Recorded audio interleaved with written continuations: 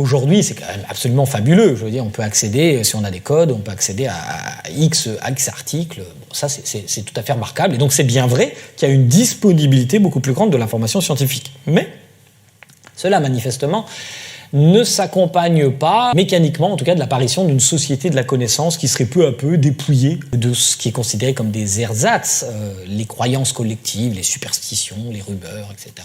Ça, c'est un vieux mythe, vous savez, des vases communicants. Ce que la connaissance gagnerait, la croyance le perdrait. C'est pas comme ça. La croyance peut tout à fait progresser et paradoxalement aussi la circulation de la croyance en même temps. Alors pourquoi ? Il y a un petit effet qui est très simple et qui est très connu, un vieux biais mental, une vieille tendance de l'esprit humain qu'on appelle le biais de confirmation. Et c'est très ancien, ça n'a pas attendu Internet pour exister. C'est le fait que nous, tous, y compris moi qui vous parle, nous avons tendance, pour tester une idée à laquelle nous croyons, d'aller chercher des informations qui vont confirmer cette idée plutôt que des informations qui vont l'infirmer. Donc nous avons tous tendance, y compris dans notre vie sociale, à nous enfermer dans des bulles de confort intellectuel.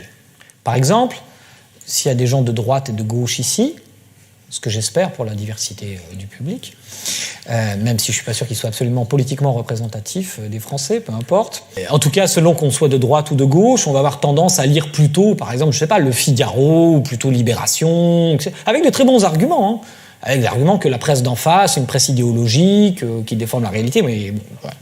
Et donc, en fait, on fait exactement la même chose sur Internet. Sauf qu'Internet, et vous le savez sans doute, maintenant c'est devenu un peu banal, Internet en fait amplifie cette tendance au biais de confirmation. Il l'amplifie par notre tendance à chercher une proximité intellectuelle et aussi par des phénomènes de bulles de filtrage, notamment sur les réseaux sociaux.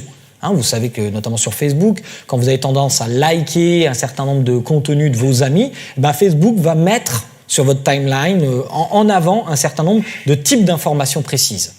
Ce qui fait que, à la fois par votre activité mentale normale et par les algorithmes qui président à la diffusion de l'information, vous allez être peu à peu enfermé dans une fréquentation du même. Et donc, contrairement à ce qu'on croyait, non pas à une forme de diversité intellectuelle formidable qui va nous faire devenir des gens raisonnables, rationnels, etc. C'est pas ce qui se produit.